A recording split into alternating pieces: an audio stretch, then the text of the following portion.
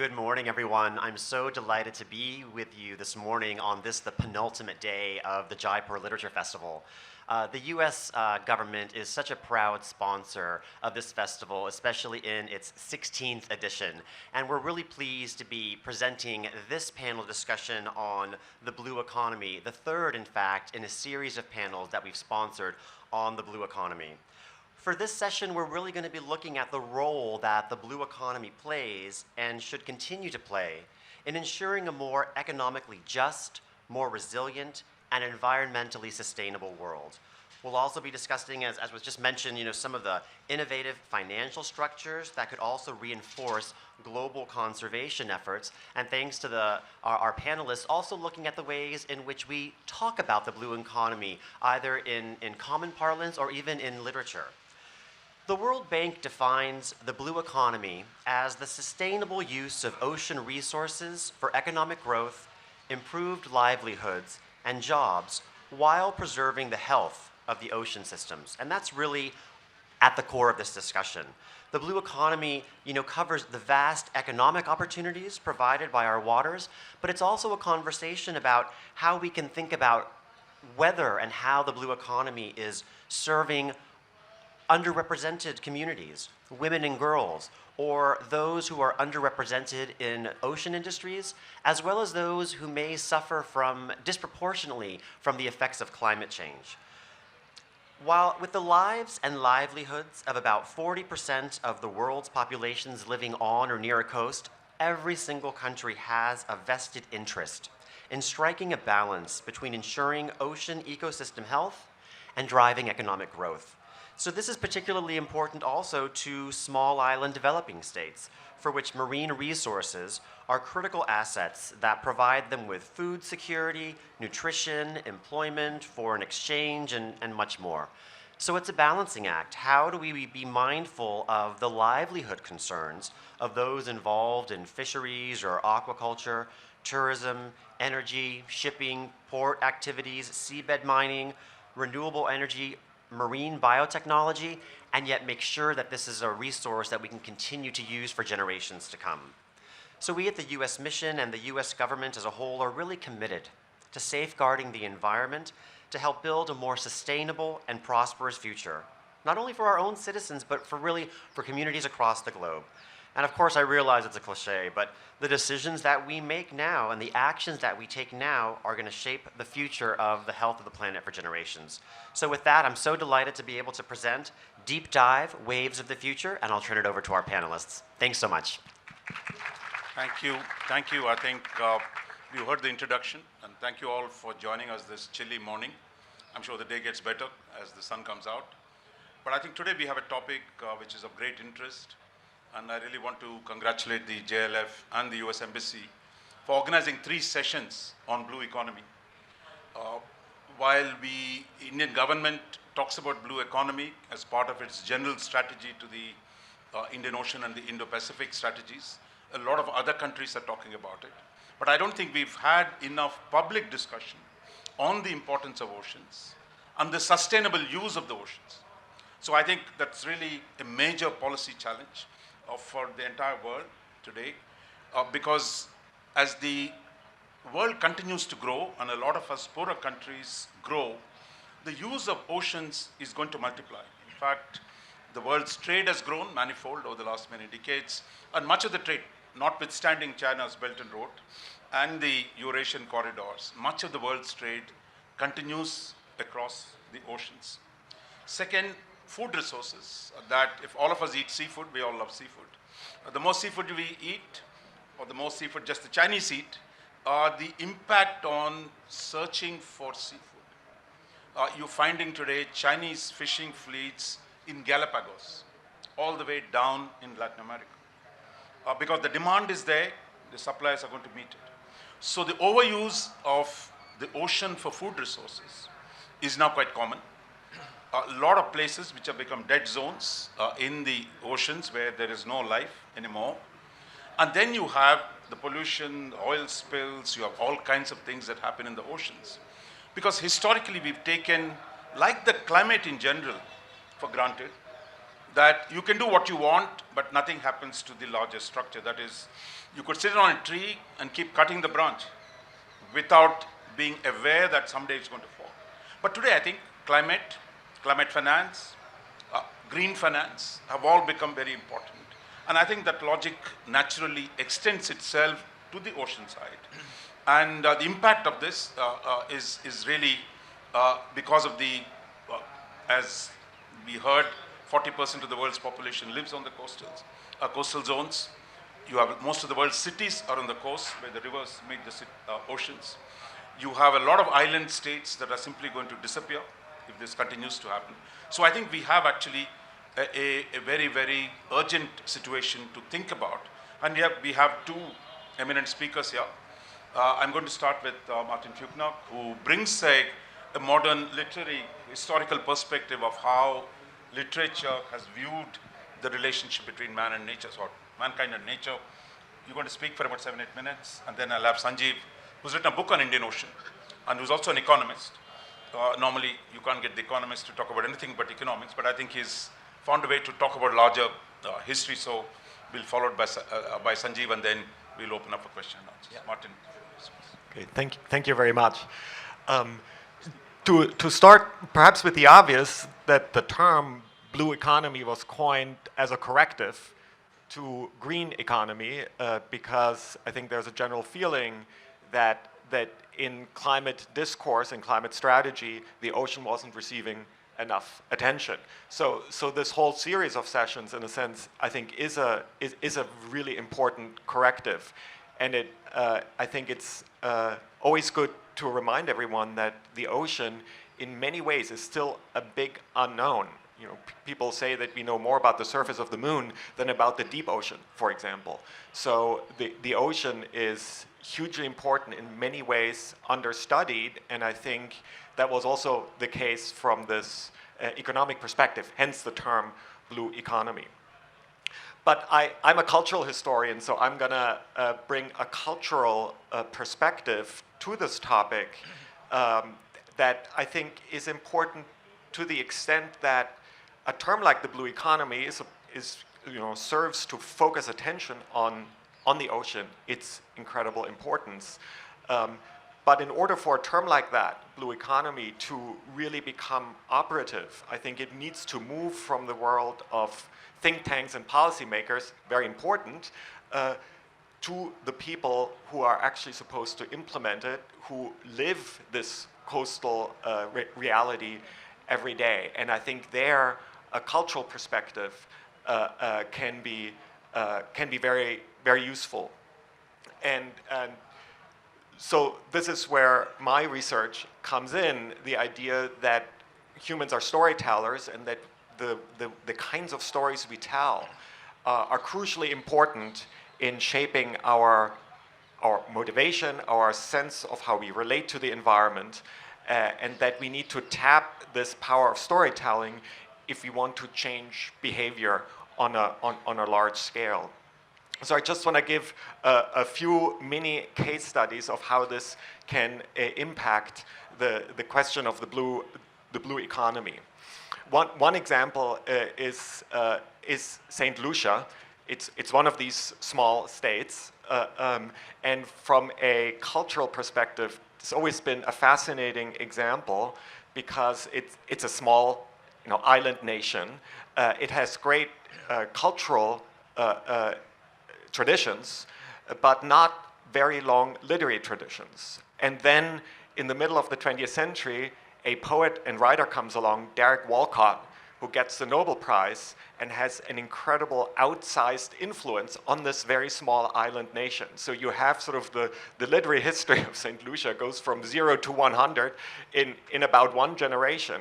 And if you travel around St. Lucia, and especially the smaller fishing communities, you realize that the language Derek Walcott used as a poet to describe what it's like to be a fisherman, to live in these small coastal communities, and to struggle every day with the relation between land and sea is one of the struggles that sustains his poetry, and that his poetry sort of really permeates how how people on this island think everyone there reads Derek Walcott, everyone there is aware of Derek Walcott, and the play that I think of the most in this respect is a play called The Sea at Dauphin, which is a small fishing village on the windward side of the island that gradually gets abandoned. And in this play, which is a short and very simple play, Derek Walcott thinks about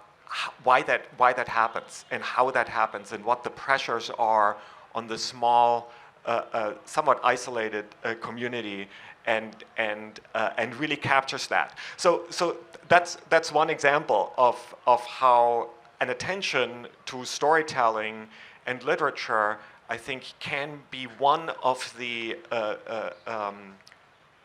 ways to look if we want to understand how people actually act, how they react to pressures, and how they may relate to a new term such as the blue economy. The other case study I would mention goes much further back. It's in many ways the first great story in world literature, and that's the Epic of Gilgamesh.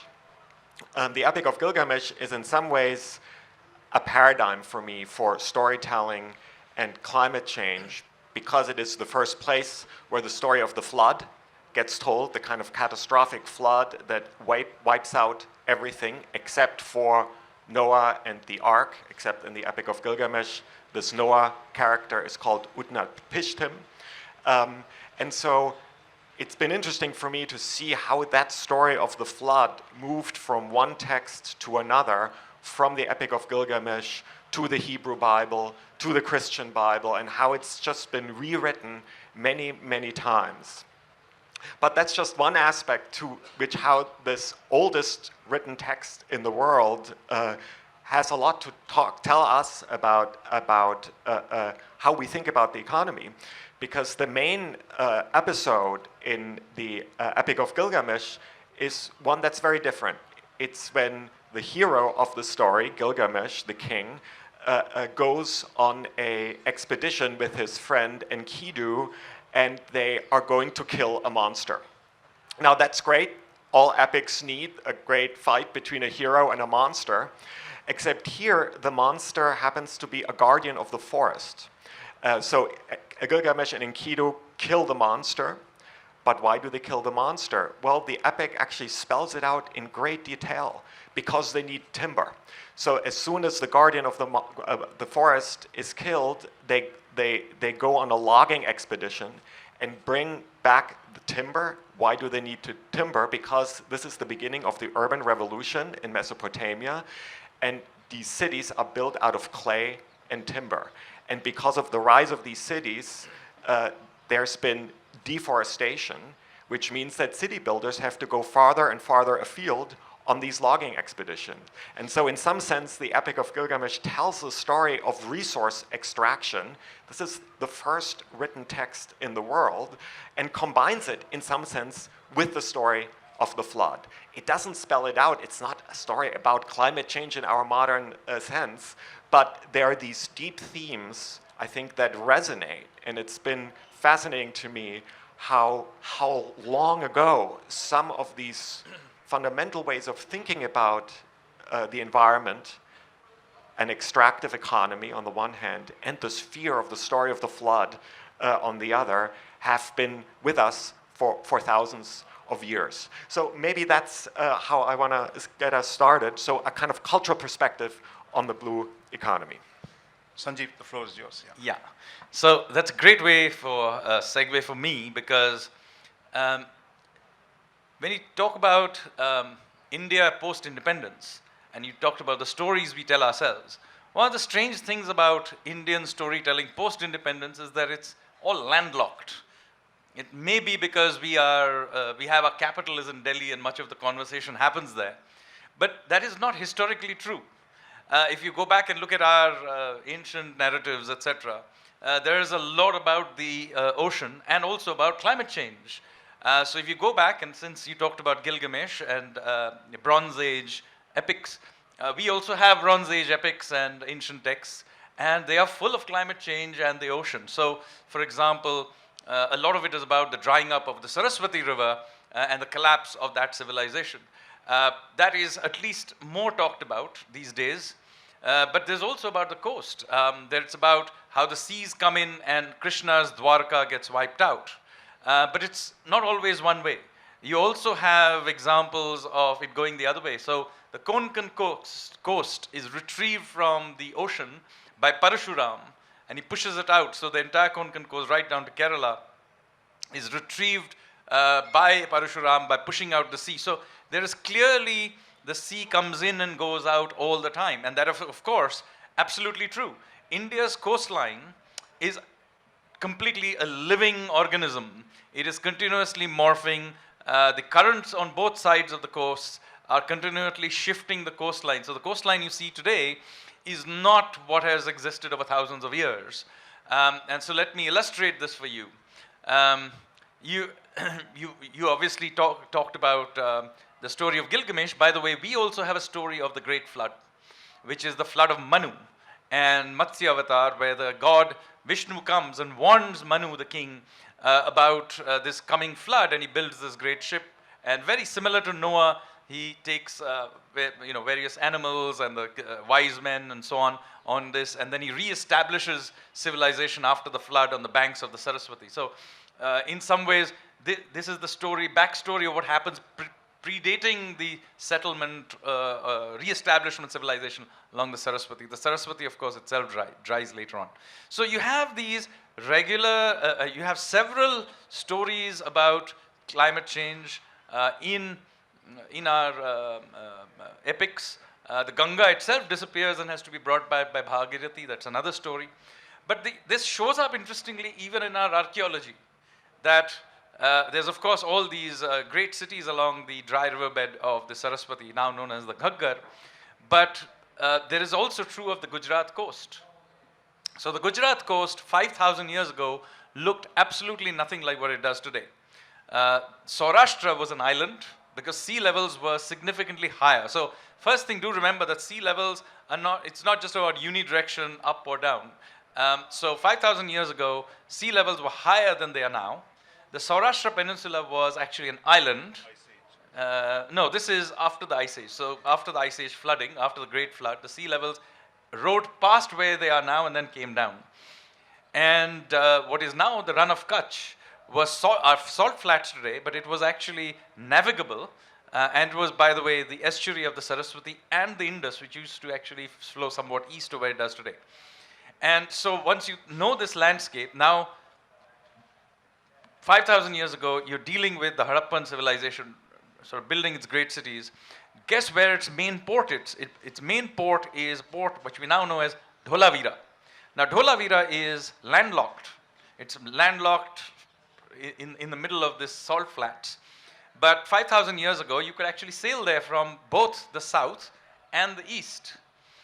And so now what happens is, we of course know about Lothal.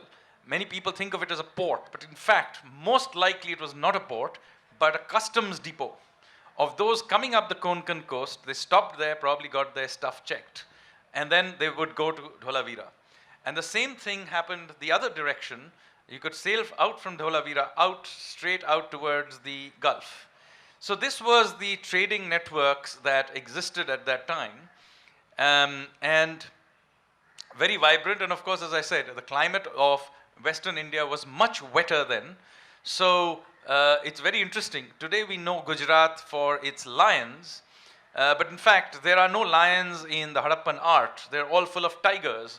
Tigers are, of course, forest hunters. Lions are dry country savanna hunters. So you can see that Western India actually had tigers. Now we know it for its lions, and Eastern India is known for its tigers. But at that time, Western India was also known for its tigers. And there were rhinos and all that kind of thing.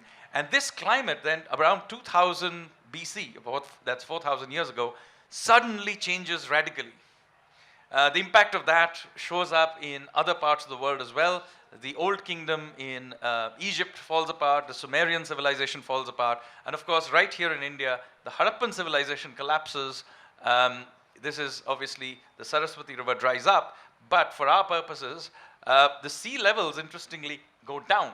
with this event, and so leaving behind Dholavira marooned in the middle of the salt flats.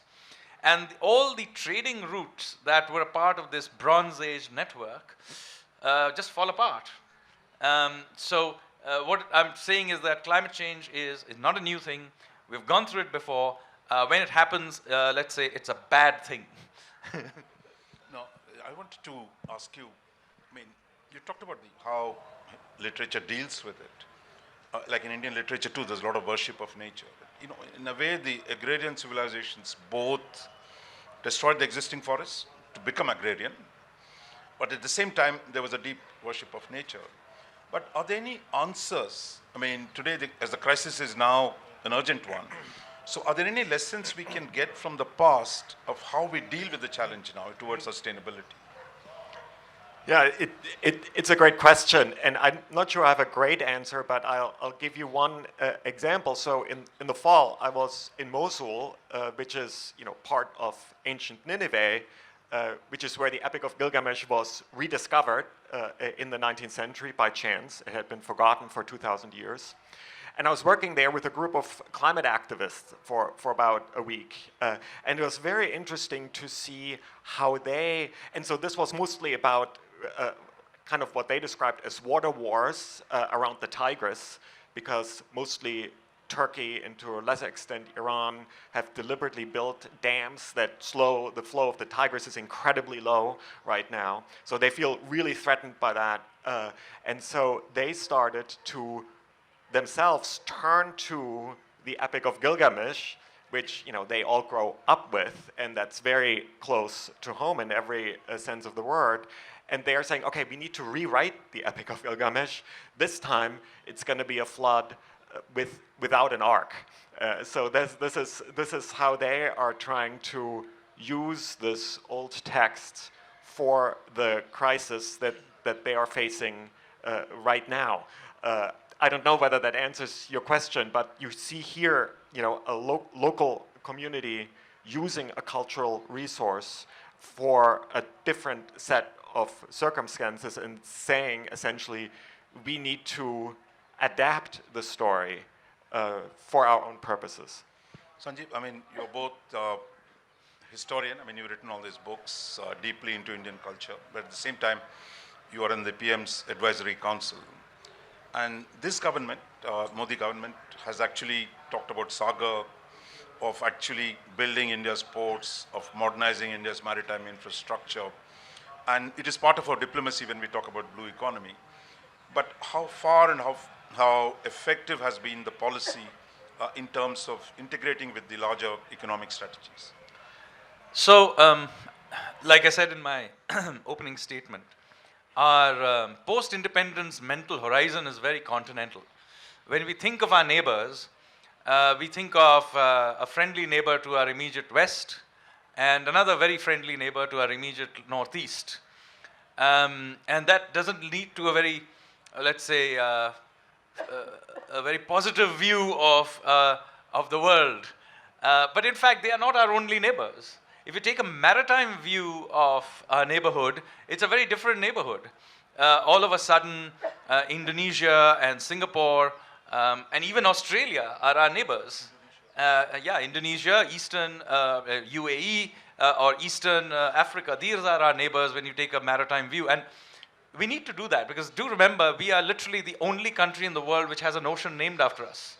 So you would think we would take more interest in maritime issues. So the good news is there has been a clear change in our mindset. We have tried to create, for example, institutions like platforms like IORA, which is the Indian Ocean Rim Association and so on. So there has been a part of that. It has also been together with a rediscovery of India's own ancient linkages with places like Southeast Asia. So both of them have come hand in hand, and this is the point about storytelling is important. Because we somehow didn't appreciate our own maritime history, we somehow blinkered ourselves from this approach. And I think so our geostrategic / economic interests have been reignited partly by also our rediscovery of our own maritime tradition. Now, coming to present times, the fact is that we have now begun to build various geostrategic alliances, as you know, I2U2, the Indo-Pacific, the Quad. These are very strongly, has a strong maritime orientation. There is, of course, also a much greater appreciation of the fact that we need to get the ports up there. We have aspirations for at least inserting ourselves into the global supply chains, and particularly taking the China +1 environment. Many multinationals trying to move out of China, or at least have an alternative base, and we have strongly pitched ourselves as being the alternative. So in all of that, again, unlike, say, services exports, which we have excelled in, goods exports requires using the seas for a very simple reason. The transportation costs are simply in a different order of magnitude by sea than by any other means. So there's no question that we have now finally built a mindset in maritime. I will not say that we have our policies and our thrust are entirely aligned to that yet. We still tend to undermine ourselves with, for example, all these old socialist era cabotage rules and so on. And similarly, we need to aspire to having a serious blue water fleet, not just from a navy, but even a merchant navy fleet. But the good news is we now have some of the technical capacities to do it. India now is a country that is capable of building aircraft carriers. We can certainly build, create a big shipbuilding industry around what our capacities are. Our shipbuilding for merchant shipbuilding activities and our merchant navy is very limited for a country of our size, and certainly for the country of our aspirations. And I in fact, just last week, I had attended a session with the shipping ministry where we also had this discussion. And I think finally, we are beginning to take the view that, look, we've got to stop being afraid of the seas. For some reason, we imposed on ourselves the idea of Kala Pani. Maybe it was relevant for some other point in time, but certainly is not relevant for our times. We've got to embrace the oceans. And yes, the oceans are not necessarily a stable place. Our coastlines change. Even building infrastructure on the coast is something we have to be careful to do.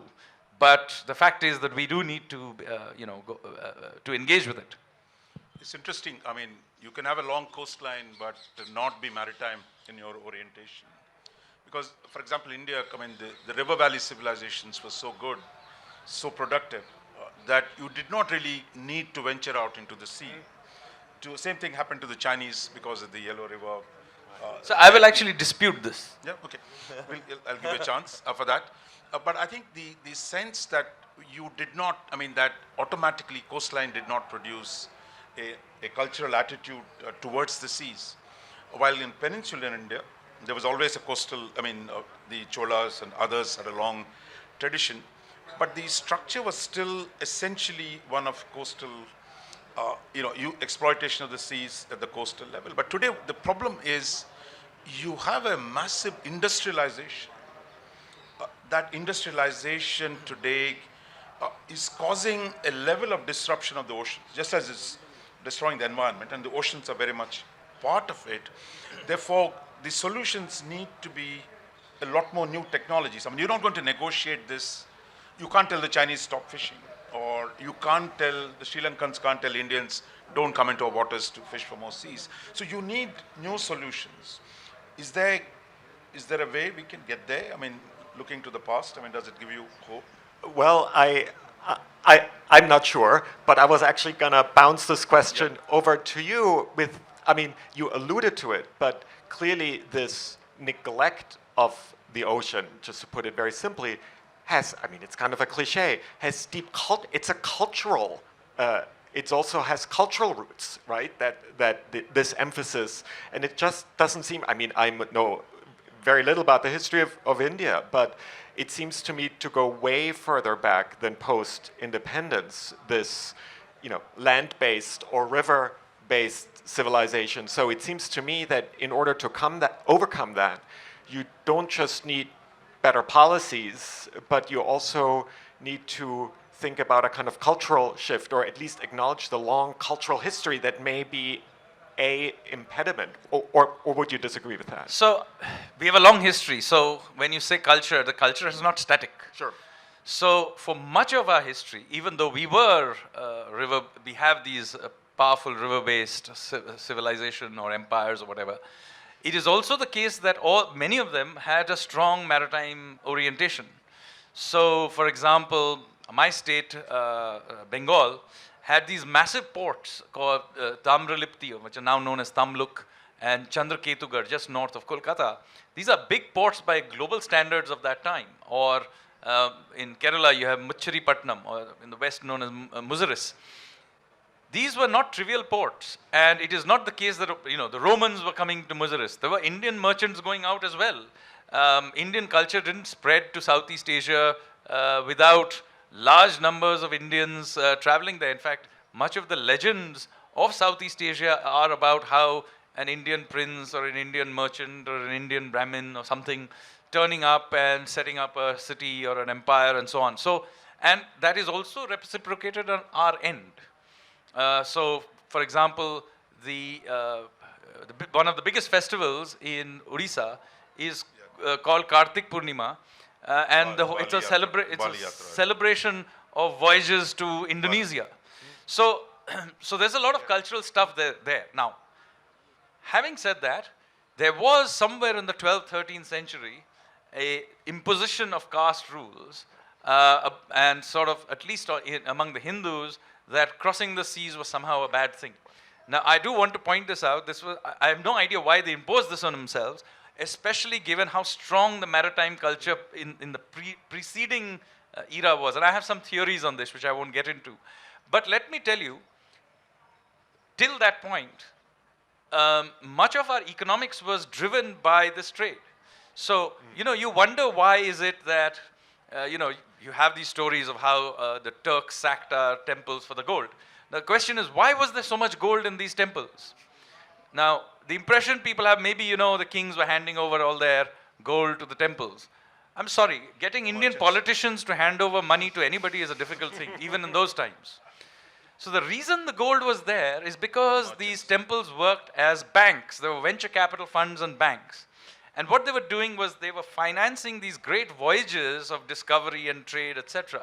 So we actually have these copper plate tripartite contracts. In some of the southern Indian temples have survived, where it's between the temple, which is providing the financing at a certain rate of interest, to the artisan guild, which is producing cloth or whatever they are exporting, and the merchant guilds, which are then exporting this thing. And these merchant guilds are massive things. Some of them last hundreds of years. In fact, there's one particularly famous merchant guild called the 500. And they had their own army and everything. So it's like a multinational company operating across the Indian Ocean. So this sort of thing has been around. For some reason, we lost it at some point in time. And it's, I don't know, maybe, and then it was reiterated perhaps by colonization from the sea. So whatever the reason was, it's only after a very long, hundreds of years, we have suddenly begun to embrace this maritime culture again. I think that's a good point at which to go back to the audience. And I think we have about 10 minutes. So please stand up, ask a short, sharp question so that we can get to as many people as possible. So I saw the first hand right at the back. Yes, sir. Just introduce yourself and keep it brief. Yes, can somebody get him a mic? Yeah. Thanks for the insightful conversation. So my question is, given the size of the coastal areas in India, right? So, I mean, no government, like, I mean, if you have the most centralized government also, they cannot look after the entire region simply because of the scale, right? Now, to prevent the classic local, tragedy of the commons, I mean, in a sense, if I were to frame it in an economics perspective, it's a commons area, right? How do you involve the local communities to come up with a decentralized solution, like, Elinor Ostrom and, other economists have, solved it? And just part B of that is, how do you scale that up for oceans where there's not even a community of nations are there? and ask them to, take care of them, because collectively we all are impacted by it. So I'm assuming I'm the person to whom it's directed. Look, you're absolutely right. It's a large area, and how do you? There's going to be the tragedy of the commons, because what you will do as a central government, if that's how you're going to do it, is going to have these somewhat heavy-handed rules, and there'll be generic rules like the CRZ, Coastal Regulation Zone rules, and then unending disputes about how to manage them, because in a specific area, these generic rules may seem unfair, but sitting in Delhi, they may be the only way you can have simple rules. So you've raised a very important question, and this is why it's very, very important, particularly for state governments to get involved, at least for the coastal management of things. And some of them have done somewhat better things. I'll give you an example. We used to have, till not very long ago, every year, a typhoon coming through the east coast of India, and literally thousands of people would get drowned and bad things would happen, property would get lost and so on. But I hope you have seen that at least since the tsunami, the warning systems have dramatically improved. So the typhoons still come, but it'd be rare, that you'll have casualties, and very often they will be because somebody willfully disregarded the warning. So we have managed to create some systems and collaboration between state, central, local government, etc., where we have been able to give some sort of a response. But your wider question about what to do things which are beyond the coastline, well, I think at the very least, good or bad, we need to at least begin to take seriously the business of defending our economic zone. And so, whether it's the Coast Guard or our Navy, we have to be willing to send the gunboats out when our national interests are in to be defended. And I think we have to be, soft power is fine, but it has to be backed by some amount of hard power patrolling of some sort. But the commons, what we call, you use the word tragedy of commons, whether it is the oceans, the outer space, and increasingly cyberspace as well. So does history literature give us any sense of how do we manage commons historically? It's a good question. I mean, the commons is it's a historical term. It's been around. I think history shows that they can be taken away. They appear. I mean, it's a very as you were also saying, it's interesting to see how history doesn't move just in one direction. And you can cherry pick your examples to fit your theories, but I think that to use the term and to insist on it, I think is very important, especially in this moment of cultural and economic development. So I think I want to agree with the person who asked this question to insist on that term. I think we're running out of time. I'm going to take 3 questions at a time. Then we will see. Yeah. Yes, please. Quickly, please make it a Take short. a bunch of questions and then we do one round of answering. So obviously literature makes big sense, but we believe in the facts and figures. So going ahead, how much will be the dilution or the focus of Indian government specifically on the green economy and the blue economy, given the fact that India is a bright spot right now? Yes, sir. Yeah, Yeah, and there's a gentleman in the black turban there has been waving. Yes, sir. How much of a factor is carbon going to be in the blue ocean when we talk about sustainability on land, and the same problems translate to the ocean as well? So how much is carbon going to be a factor? At the back, yeah. No, yeah, please. Yeah, just give it. Thank you. Hi, this is Kapil. So I was wondering, India has revitalized its interest in Andaman and Nicobar now lately. I do not wish to deplore the past actions, but how do you see the government's action as setting up as in both in terms of the military might or the economic sense, port to explore? So yeah. Anyone else? I'll take one more question. Yeah, yes, there, please. Yeah, my name is Santosh Singh. I visited the Dholavira long back, I think 4, 5, 6 years back, and there were evidences that they have the fossils, which is maybe the jungle was there because still 2 meters dia and 7, 8 meters long the stems were there. So definitely the climate change has happened because now it's a desert and island. But evidences are there. Question. The historical, yeah, the evidences are there that people have left the things as it is. So it was sudden change.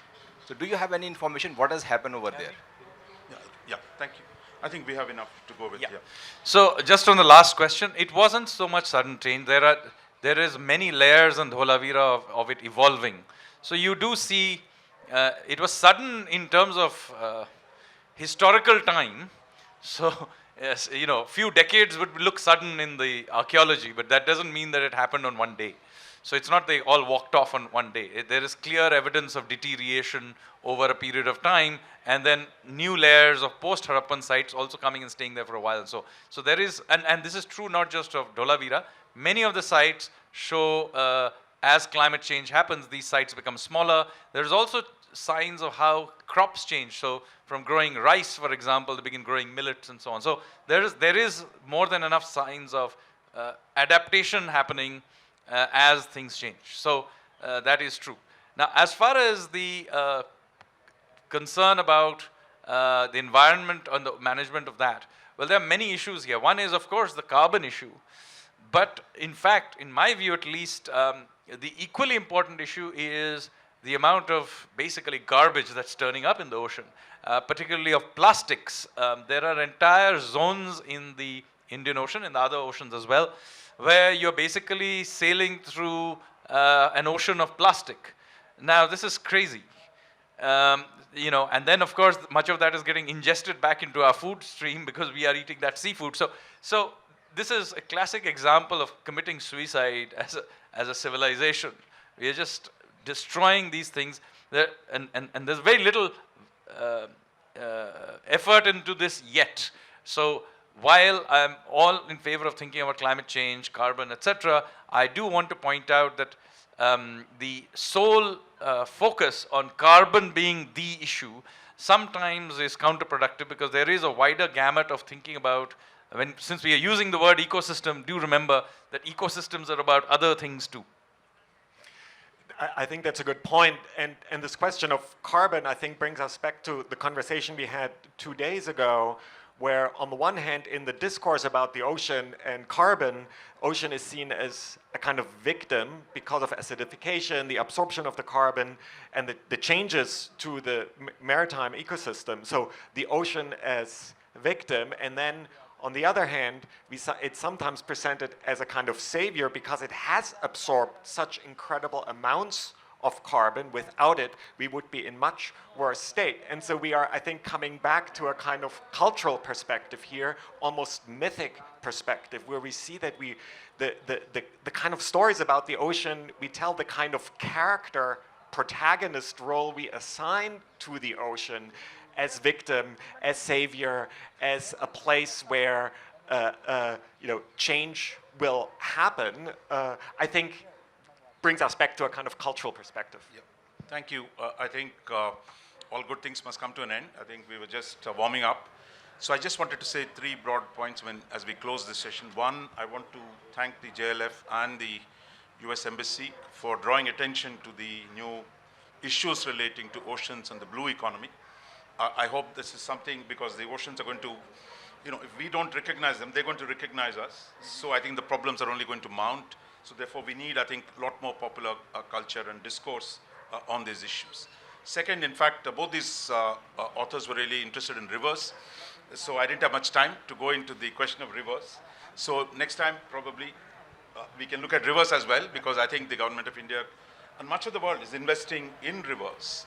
For us in the subcontinent, given what's happening to the glaciers at the top and the desertification at the bottom, that you see the Indus barely reaches the ocean these days, and all the areas around, the mouth of Indus are today in a very, very serious crisis. And I think this might be our future in India as well. So therefore, I think regenerating our rivers and dealing with that whole set of issues should also become very, very important. And finally, please join me in thanking our two speakers today, and put your hands together for this wonderful and insightful session. Thank you so much to Sanjeev Sanyal, Martin Puckner, C Raja Mohan, and Anthony Miranda for that riveting and very, very important session.